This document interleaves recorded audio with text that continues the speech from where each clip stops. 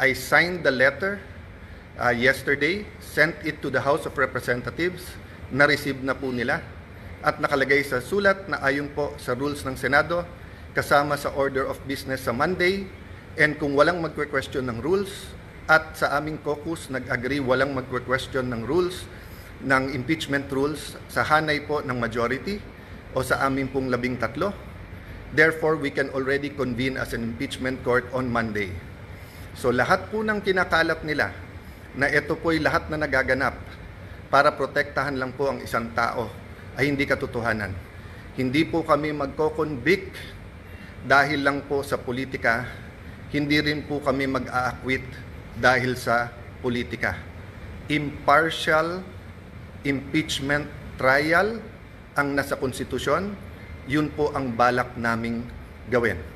So truth number 1, NBI ang lumusob at pumasok sa Senado at nakipaghabulan sa isang senador kahit pwedeng hintayin na lang sa session hall or sa office of the President. Fact number 2, ginugulo nila kasi nasira yung kanilang narrative. So fact number 2, pwede nang mag-umpisa sa Monday ang impeachment trial. Ako nga'y medyo nababahala kasi baka gamitin yung issue na to para maraming magsalita sa Monday tapos sa amin ibabalandra kung bakit may delay sa impeachment. Fact number 3, kinausap, inimbita ko sa opisina ko, sabi ko pwede pa siya magsama pero pinili niyang mag-isang pumunta sa office. We had a number of senators there and sinabi po ni NBI Director, he will follow the Senate and he will not arrest sa loob ng Senado. We told him to submit the warrant para makita namin. Sabi niya nung Lunes, Tuesday niya isasubmit kasama ang sulat. Pinayagan namin iuwi niya yung 10 operatiba niya, agents niya, with the condition na ibibigay niya yung spot report. Hanggang kahapon po, hindi binibigay. Ang alam ko hanggang today, hindi binibigay. Pangatlo po, sabi niya, hindi siya kikilos, hindi niya pakikilusin ng NBI nang walang coordination sa amin. Wednesday morning pa lang po, may reports na po kami na naglalabas-pasok po ang mga NBI agents. Naka-alert na po kami ng Wednesday. Pagdating po ng hapon ng Wednesday, paulit-ulit sinasabi po sa akin na meron pong NBI agents na naka-full tactical gear. Ibig sabihin po, naka-uniforme, may vest, may mahabang armas na nasa GSIS. Nagbigay ng contact person si NBI Director Matibag. Tinawagan namin yon at sinabi niya, pinapaabot ni Director, walang NBI sa Senate, walang NBI sa GSIS. Nung hapon, umakyat sa akin si General Mao at nagsabi po sa akin na may nangyayari sa mga pinto at yung GSIS ay nagsasara ng mga pinto at nagsasabing kahit senador po ang dadaan doon ay kailangan inspeksyonin. Sabi ko kay General Mao, paki-anyaya sa head ng GSIS, administrator yung nagamit niya noon, I think he meant GM. Sabi ko, I'm willing to talk to him very calmly, please call him. The next thing I knew, meron na daw mga armado doon. I asked them to call NBI ulit. Sinabi na naman nila na wala. Samantalang kitang-kita na ng mga nakasuot ng NBI. The next thing we knew, may mga putukan na at akala po namin yan ay mga fireworks. Nagpuputukan na pala po sa baba. Still, they were denying that NBI yon. Kahit na yung mismong winarningan nila ay nagsabing NBI sila. So please look at the context.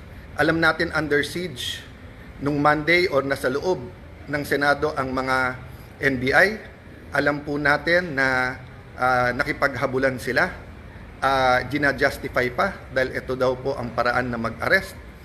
Pagkatapos pinangako sa amin na wala daw pong NBI sa paligiran. Nandun na po ang Marines, nandun po PNP, libo po ang PNP sa labas, naging very transparent kami. Nakiusap kami na walang baril sa loob ng Senado. Tignan nyo po lahat ng video. So nung nangyari na po yun at hindi na po namin alam kung sino kakausapin dahil nagkaipitan na sa loob ng kwarto ang bawat isa, ginamit natin Facebook. Ang sumagot po ay si Secretary ng Interior na si John Vic Remulla. Dumating siya, sabi niya, please allow the police inside. Nag-usap kami, sinabi niya, secure kagad, I'll be there in 10 minutes, secure the CCTV. Agad kong sinabi, kay as soon as nakaakyat na po si Sergeant at Arms Mau, sabi ko, secure the CCTV room, huwag niyong gagalawin. Pagdating ng mga police, make sure you have 2 copies, isa sa kanila, isa sa amin, para hindi po matamper. Yun din po pinag-uusapan ng ibang senador sa loob ng room. So nung sinabi po ni Jinggoy na itago, ang ibig niya sabihin, make sure walang makakuha kung hindi po yung police. At sinagot siya nun, kung tinuloy yung video na yon, may sumagot na nakasecure na po. As soon as Secretary Remulla came, the first thing he did was kamustahin kung okay kami, kung secured yung mga senador.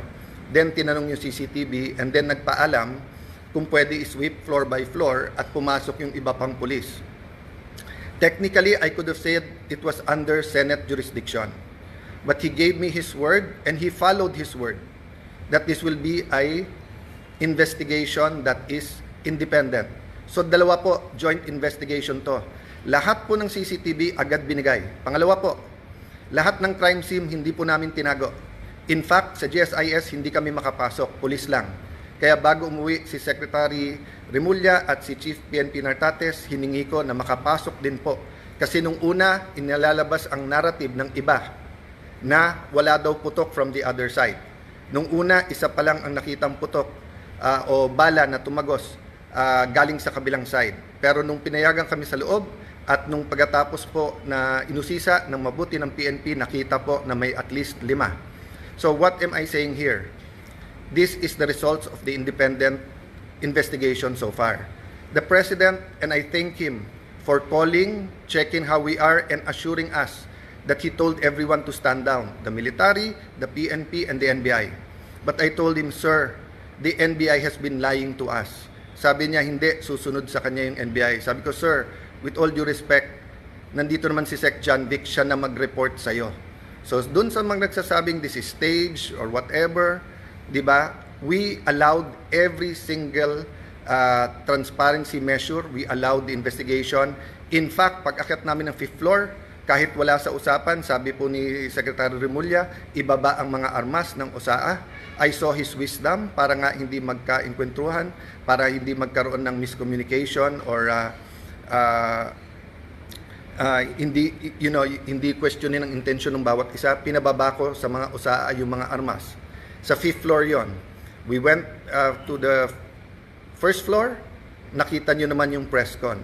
After the press con po, may nahuli na sinasabi niyang confidential assistant, confidential agent po siya.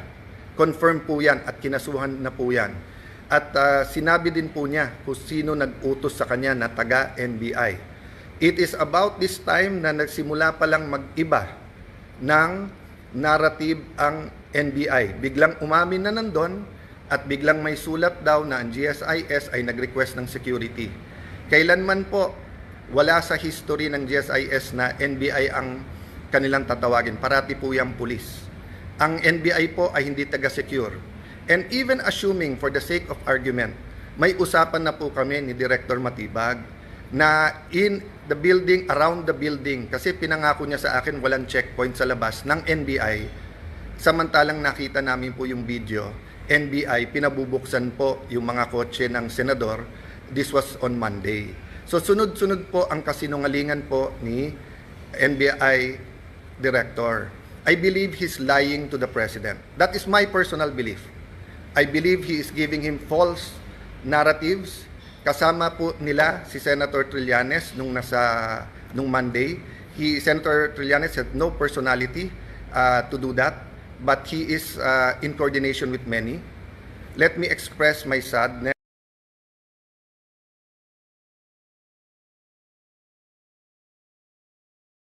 My regret. First time po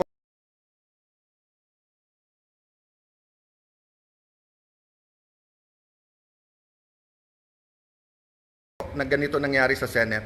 Usually po, nabangga lang, nauntog lang yung isang senador na dapa. Nandyan na yung 24 to see how you are. Usually po, may threat pa lang sa Senate. Pupunta na dyan lahat to see how But makita nyo naman po, parang bula na wala po yung buong minority. Pagkatapos wala kaming narinig hanggang mga 10, 10:30. Nung sinabi lang po, ay 9, 10, I don't know the time anymore. Nung sinabi lang ni Senator Camille that we're okay, dun lang nagparamdam yung iba. And then ngayon, sunod-sunod, galing sa minority, pinagbibintangan pa ang majority at ang Senado. Pinaligiran tayo ng NBI, naka-full tactical gear. When we defended ourselves sa Senado, sasabihin nyo pa nakakalungkot at magulo ang Senado. Nakakalungkot po because never nangyari to sa institusyon ng Senado. Even po yung mga kapatid natin sa kaliwa, sa progressive group, nandyan po ako nung Batasan 5. Hindi natin pinayagan na arestuhin kayo dyan sa loob. Kasama ko pa ho si Senator Lacson noon na binisita kayo. Binigay namin ang moral support. So alam nyo po anong ibig sabihin po ng courtesy ng wag mag-aaresto sa Batasang Pambansa or dito po sa Senado.